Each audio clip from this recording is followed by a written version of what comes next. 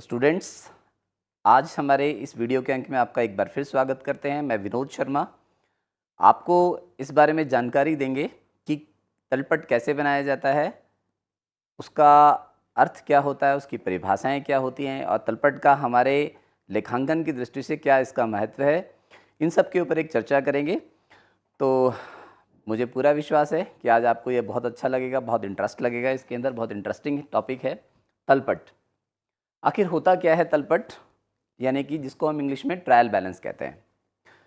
बच्चों, जैसा कि आप लोगों को पता है, लेखांकन प्रक्रिया की शुरुआत जब होती है वो किसी भी वित्तीय वर्ष के अंदर होती है और वित्तीय वर्ष का आरंभ जो होता है वो 1 अप्रैल से 31 मार्च 1 अप्रैल से 31 मार्च के बीच में जितने भी हम लोग लेन देन करते हैं उन सारे लेन देनों का हम लोगों को लेखा जोखा करना पड़ता है। लेखा जोखा करने के पश्चात हम ये जानना चाहते हैं कि क्या इस वित्तीय वर्ष के अंदर जो भी हमने काम किया, जो भी लेखांकन की दृष्टि से जितनी भी प्रविष्टियां हमने पास की, क्या वो प्रविष्टियां गणितीय रूप से उसमें कोई अशुद्धि तो नहीं है। इस सब की जानकारी के लिए, इसको एक सारांश रूप में व्यक्त करने के लिए हम एक ट्रायल बैलेंस, जिसे हम तलपट कहते हैं, उसका निर्माण करते हैं। तो यहीं से थोड़ा सा स्पष्ट होता है, लेकिन इसको बहुत अच्छे से समझने की कोशिश करेंगे। सबसे पहले हम समझते हैं एक वित्तीय वर्ष के अंदर जितने भी लेखांकन होते हैं, ये वित्तीय वर्ष है। वित्तीय वर्ष जिसकी शुरुआत हम लोग करते हैं 1 अप्रैल से और जिसका एंड हो जाता है 31 मार्च। 1 अप्रैल से जब भी हम लेखांकन प्रक्रिया की शुरुआत करते हैं, यह है लेखांकन की प्रक्रिया। लेखांकन की प्रक्रिया, लेखांकन की प्रक्रिया के अंदर यानी अकाउंटिंग प्रोसेस में सबसे पहले हम जिस चीज की शुरुआत करते हैं वो है लेन देन, यानी ट्रांजैक्शंस। लेन देन को पहचानना कि क्या उसको हम मौद्रिक रूप में व्यक्त किया जा सकता है। जब हम लेन देन को पहचान लेते हैं, उसके बारे में जानकारी ले लेते हैं कि क्या ये लेन देन व्यवसाय से संबंधित है, उसको पहचान लिया, उसको मौद्रिक रूप में व्यक्त किया।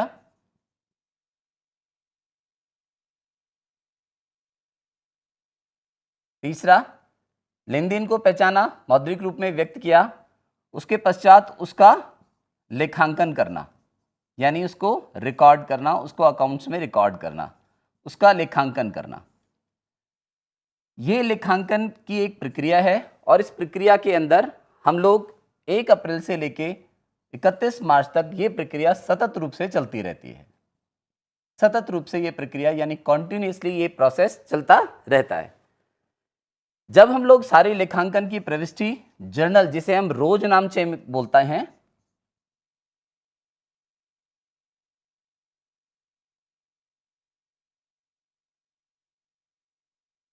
उसको जर्नल में करते हैं, क्योंकि सबसे पहले किसी भी लेखांकन लेन देन का जहां पर प्रविष्टि की जाती है वो रोज नामचा होता है, जिसे हम जर्नल कहते हैं।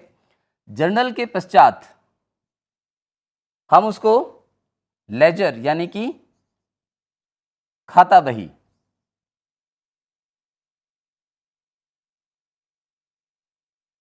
लेजर में हम उसे खतौनी कर देते हैं। खतौनी करने के पश्चात, जिसे हम पोस्टिंग भी बोलते हैं,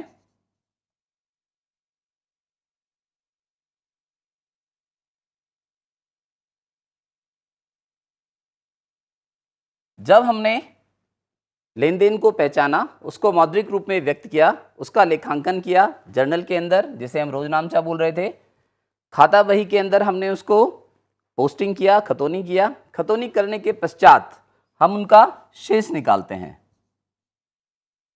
शेष यानी कि बैलेंस। बैलेंस करने का काम हम लोग 31 मार्च, जिस दिन हमारा वित्तीय वर्ष समाप्त होने को होता है, तो हम जितने भी हमारे खाता बही हैं उन सब का हम शेष निकालते हैं।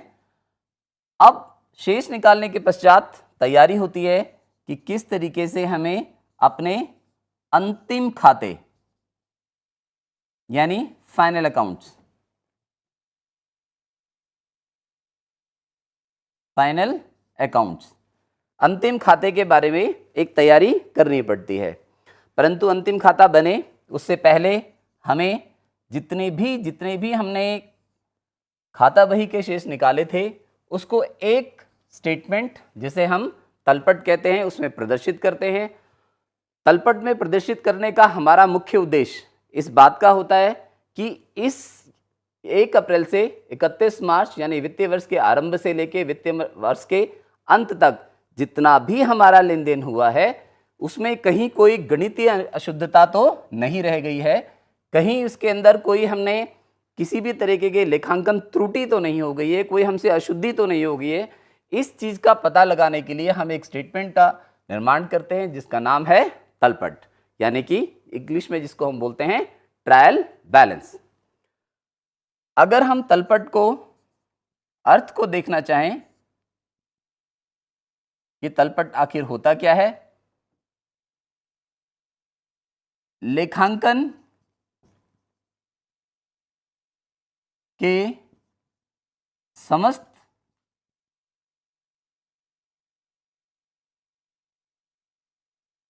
खाता बही के शेष को वित्तीय वर्ष के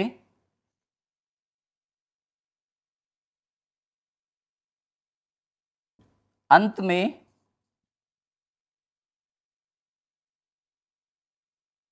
प्रदर्शित किए जाने वाले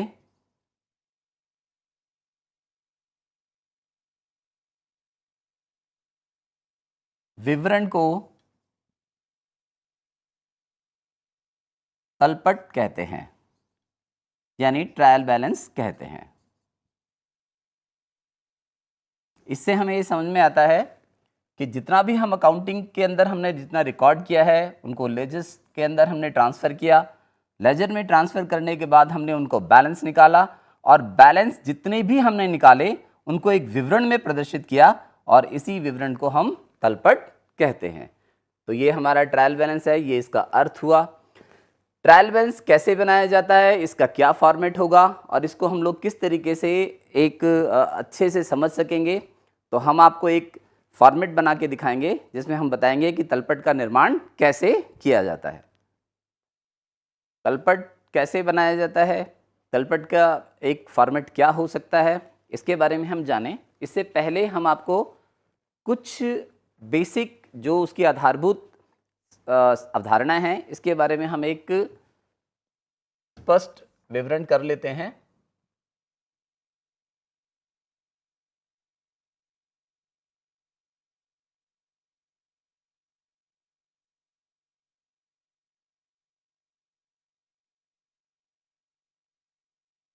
लेखांकन की दृष्टि से सारे लेन देनों को हम लोग 4 चीज़ों में वर्गीकृत करते हैं, यानी क्लासिफाइड करते हैं। सबसे पहले संपत्तियां, जिसको हम लोग बोलते हैं एसेट्स। फिर होती हैं सारे खर्चे या व्यय, एक्सपेंसेस। तीसरा होता है आगम, रिवेन्यू, और चौथा होता है देयताएं यानी लायबिलिटीज। जब भी कभी भी हम लेखांकन की दृष्टि से किसी भी लेन देन को पहचानने की कोशिश करेंगे तो उन चारों में से किसी न किसी में वो वर्गीकृत होगी। हमें ये जानना होता है कि आखिर किसका क्या शेष अंत में आएगा। जितनी भी संपत्तियां हैं और खर्चे हैं यानी एक्सपेंसेस हैं, उन सब का जितना भी शेष हमें मिलेगा वो सारा का सारा शेष डेबिट शेष होगा, यानी कि नाम पक्ष का, डेबिट साइड। आगम और देयताएं यानी रेवेन्यूज और लायबिलिटीज जितने भी होती हैं उनके जितने भी शेष हमें मिलते हैं वो सारे के सारे क्रेडिट बैलेंस होते हैं, यानी कि जमा पक्ष। एक ये बहुत बड़ा कॉन्सेप्ट है हमारे लिए, क्योंकि जब हम लोग किसी तलपट का निर्माण करेंगे तो हमें ये देखना पड़ेगा कि क्या वो जो खाता बही हम जिसका बना रहे हैं वो संपत्तियों में आता है, खर्चों या व्यय में आता है, आगम में आता है या देयताओं में आता है। अगर वो इसमें आता है तो वो ट्रायल बैलेंस के डेबिट साइड में आएगा, और अगर वो इन दोनों में से किसी एक श्रेणी में आता है तो वो ट्रायल बैलेंस के क्रेडिट साइड पर आएगा, यानी तलपट के जमा पक्ष में हम उसे दिखाएंगे। तो ये हमारे लिए बहुत ही महत्वपूर्ण है। इसकी सहायता से हम लोग एक तलपट का निर्माण कर सकते हैं, और यदि हमें कहीं पर भी किसी तरह की कोई त्रुटि दिखाई देती है तो वो हमें पकड़ में आ जाती है। इसलिए इस बात का हमें ध्यान रखना चाहिए कि संपत्तियां और व्यय हमेशा ट्रायल बैलेंस के डेबिट साइड पे, क्योंकि उनका बैलेंस हमेशा डेबिट होता है। रेवेन्यू और लायबिलिटीज़ यानी कि आगम और देयताओं का जो भी हमें बैलेंस मिलेगा वो क्रेडिट मिलेगा। इसीलिए ट्रायल बैलेंस के यानी कि तलपट के जमा पक्ष की ओर लिखे जाने चाहिए। इसको हम एक उदाहरण की सहायता से समझ सकते हैं।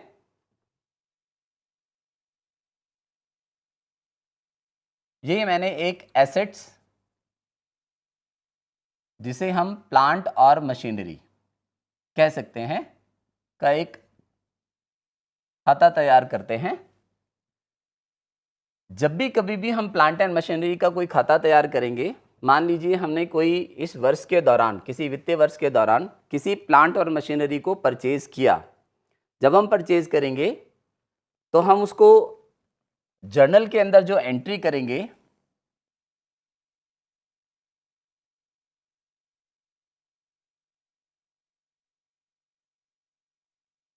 यहाँ पे दिनांक, यहाँ विवरण यानी पर्टिकुलर्स, यहाँ पृष्ठ संख्या, कितना अमाउंट नाम पक्ष में, कितना अमाउंट जमा पक्ष में, यानी कितना अमाउंट डेबिट साइड पे, कितना अमाउंट क्रेडिट साइड पे, ये हमने जर्नल बनाया। बच्चों, इससे आपको पता चलेगा कि हम किस तरीके से लेजर की पोस्टिंग करते हैं जर्नल की मदद से। मान लेते हैं 23 अप्रैल को 2020 में हमने एक प्लांट एंड मशीनरी 1 लाख रुपए की मिस्टर मोहन से खरीदी। जब हमने ये नाम दिया कि मिस्टर मोहन से हमने ये खरीदी है, इसका मतलब ये एक उधार की ट्रांजैक्शन है।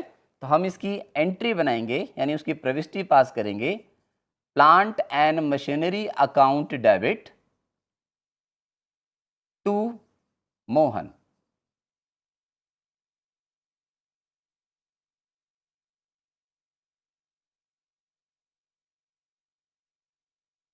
एक लाख रुपए। क्योंकि हम लोग डबल एंट्री अकाउंटिंग सिस्टम को फॉलो करते हैं, यानी द्विअंकन खाता बही प्रणाली को हम लोग यहाँ पे फॉलो करते हैं। मोहन सेलर है, इसने हमें माल प्लांट एंड मशीनरी बेची है। 2 साइडें हमें दिखाई दे रही हैं, डेबिट और credit. Plant and machinery account debit, और ये लेन देन हुआ 23 अप्रैल को। 23 अप्रैल को प्लांट एंड मशीनरी के डेबिट साइड पे हम लिखेंगे टू मोहन, यानी ये हमें मोहन से 1 लाख रुपए का ट्रांजैक्शन हुआ है, यानी हमने प्लांट एंड मशीनरी मोहन से खरीदी है। उसी तरीके से 23 अप्रैल 2020 को हम इसी ट्रांजैक्शन को मोहन के अकाउंट में भी डालेंगे, by plant and machinery 1 lakh रुपए। अब आपको यहां से देखा होगा, पता लग रहा होगा कि अगर हम इनके बैलेंसेस करें, यानी कि इनके शेष निकालें, प्लांट एंड मशीनरी यानी एसेट्स जिसका लेखा हमने डेबिट साइड यानी नाम पक्ष में किया, तो इसका जो हमें बैलेंस मिलेगा वो हर बार डेबिट साइड का ही मिलेगा। मोहन हमारे लिए एक क्रेडिटर है, क्योंकि हमने इससे माल खरीदा है और हमें इसको पेमेंट देना है, तो ये हमारी लायबिलिटी है। तो इसका जो बैलेंस आएगा वो क्रेडिट बैलेंस ही आएगा। इसकी अगर बैलेंसिंग करते हैं, 1 लाख रुपए, यहाँ पर कोई अमाउंट नहीं है, इसलिए बैलेंस सीडी। 1,00,000 रुपए, इस बैलेंस को हम अगले वित्तीय वर्ष के लिए यानी 1 अप्रैल 2021 का अगर हम क्योंकि 2020 अगर इसका समाप्त हो रहा है तो अगला वित्तीय वर्ष शुरू होगा 1 अप्रैल 2021, वहां पर हम इसको ट्रांसफर करेंगे टू बैलेंस ब्रॉट डाउन 1,00,000 रुपया। इसी तरीके से अगर हम इसका बैलेंस करें, यहाँ पे क्रेडिट साइड पे प्लांट एंड मशीनरी के नाम पे 1,00,000 रुपया है, यहाँ कोई भी अमाउंट हमें दिखाई नहीं दे रही है, तो टू बैलेंस CD 1,00,000 रुपए,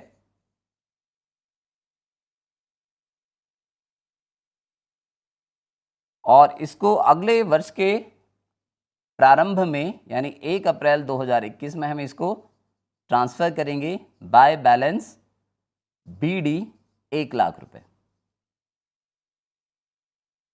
तो आपको यहां से बिल्कुल स्पष्ट हो रहा होगा कि जितनी भी एसेट्स होती हैं उनके डेबिट बैलेंसेस होते हैं, जितनी भी लायबिलिटीज होती हैं उनके क्रेडिट बैलेंस होते हैं। अगर केवल एक ही जर्नल के आधार पे अगर हम ट्रायल बैलेंस का निर्माण करें तो ये एक फॉर्मेट में छोटा सा बना रहा हूं, तलपट ट्रायल बैलेंस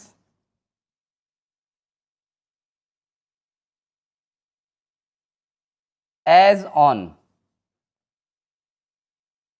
कब आप बना रहे हैं?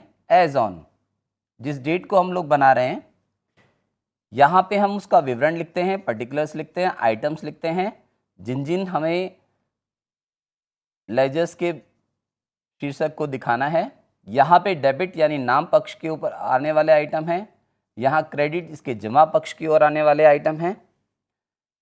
केवल हमने एक ही प्रविष्टि पास की थी और एक ही प्रविष्टि के आधार पर हमने दो खाता बही का निर्माण किया, एक प्लांट एंड मशीनरी, दूसरा मोहन का अकाउंट। मुझे साफ दिखाई दे रहा है, प्लांट एंड मशीनरी एसेट्स है और एसेट्स के हमें पता है डेबिट बैलेंस होते हैं जो कि 1,00,000 रुपया है। मोहन क्रेडिटर है, लायबिलिटी है और लायबिलिटी का क्रेडिट बैलेंस होता है। तो यहाँ पे हमें दिखाई दिया कि 1,00,000 रुपया डेबिट साइड पे, 1,00,000 रुपया क्रेडिट साइड पे, और दोनों का आंसर बराबर आ रहा है।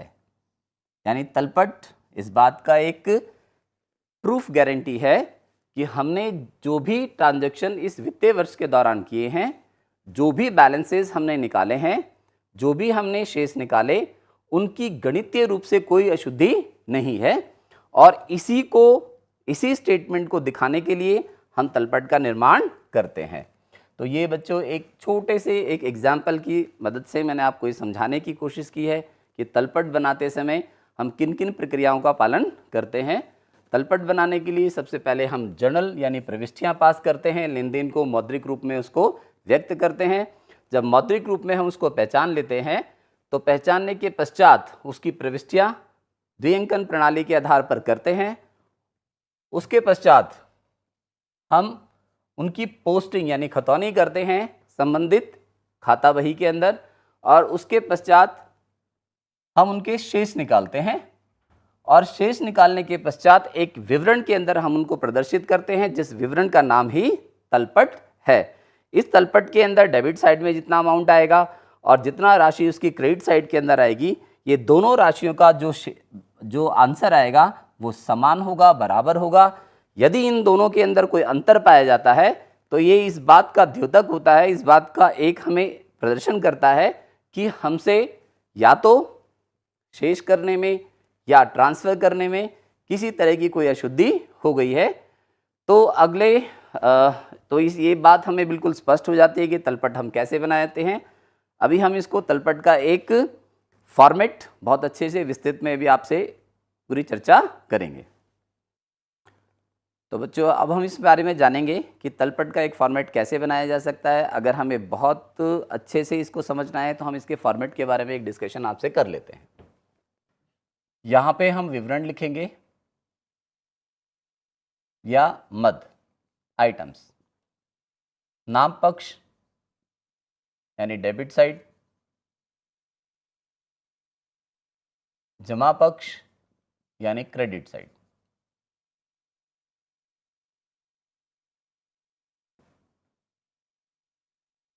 जितनी भी संपत्तियां हों, जितनी भी संपत्तियां आपको दिखाई दें, उन सबको हमें डेबिट साइड पे लिखना है।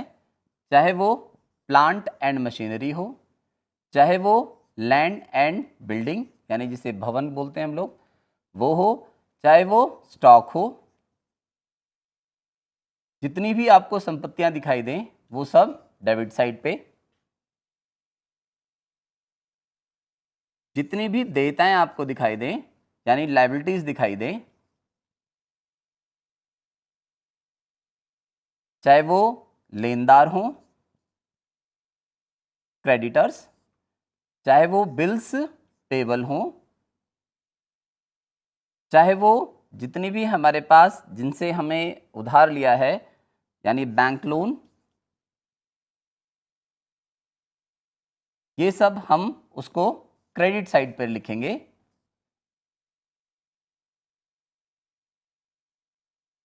क्रय यानी परचेज, जितना हमने परचेज किया। विक्रय, जितना हमने इस वित्तीय वर्ष के दौरान सेल किया। क्रय वापसी, जिसको हम लोग इंग्लिश में बोलते हैं purchase return.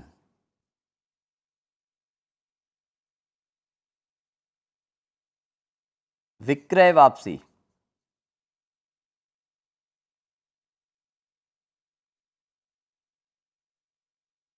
Sales return. Purchase debit balance, sales credit balance. Purchase return, अगर परचेज को हमने डेबिट में डाला है तो परचेज रिटर्न क्रेडिट बैलेंस होगी। सेल्स को अगर हमने क्रेडिट में डाला है तो सेल्स रिटर्न डेबिट बैलेंस होगा। इसके पश्चात जितने भी हमें आगम हो रहे हैं यानी रेवेन्यू हमें मिल रहा है वो सब क्रेडिट बैलेंस, और जितने भी खर्चे हैं वो सब डेबिट बैलेंस। अब जितनी भी मदों को हमने डेबिट साइड पे लिखा है और जितनी भी मदों को हमने क्रेडिट साइड यानी जमा पक्ष पे लिखा है, उन दोनों को जब हम लोग योग करेंगे, टोटल करेंगे, तो वो टोटल बराबर आएगा, जो इस बात का प्रतीक होगा कि किसी भी तरह की ट्रायल बैलेंस में या जितना भी हमारा अकाउंटिंग की जो प्रोसेस है, जो लेखांकन प्रक्रिया है, इसमें किसी भी तरह की कोई गणितीय अशुद्धता नहीं है। और यहीं से ही हमें पता चलता है तलपट के उद्देश्य क्या होते हैं। अगर हम तलपट के उद्देश्य को बिंदुओं में समझें, सबसे पहला उद्देश्य गणितीय अशुद्धता का पता लगाना। गणितीय अशुद्धता का पता लगाना। नंबर 2, खाता बही के सारांश को प्रस्तुत करना या उसकी समरी बनाना। खाता बही के सारांश को प्रस्तुत करना, ये उसका दूसरा उद्देश्य है। तीसरा उद्देश्य अंतिम खातों के लिए आधार उपलब्ध कराना, यानी फाइनल अकाउंट्स के लिए बेस बना के देता है। अंतिम खातों के लिए का आधार, और यदि कोई गणितीय अशुद्धता है, कोई हमारे को एरर हो गई है, तो त्रुटि का पता लगाना। ये तलपट बनाने के उद्देश्य होते हैं। और क्योंकि अंतिम खातों का बनाना बहुत ज़रूरी होता है वित्तीय वर्ष के अंत में, और अंतिम खातों का हम लोग तभी बना पाएंगे जब हमारे पास एक तलपट बनकर तैयार हो चुका होगा। तो बच्चों, यहाँ से हमें पता चलता है तलपट का क्या उद्देश्य है, इसका क्या आखिर महत्व है, हम लोग क्यों इसको बनाते हैं। और मुझे पूरा विश्वास है कि वीडियो के इस अंक में आपको ये बहुत अच्छे से समझ में आया होगा। साथ ही साथ हम इस बात की भी पूरी आशा और अपेक्षा आपसे करते हैं कि इससे संबंधित जितने भी न्यूमेरिकल क्वेश्चंस हमने आपको कराए थे वो आपको बहुत अच्छे से समझ में आए होंगे। धन्यवाद।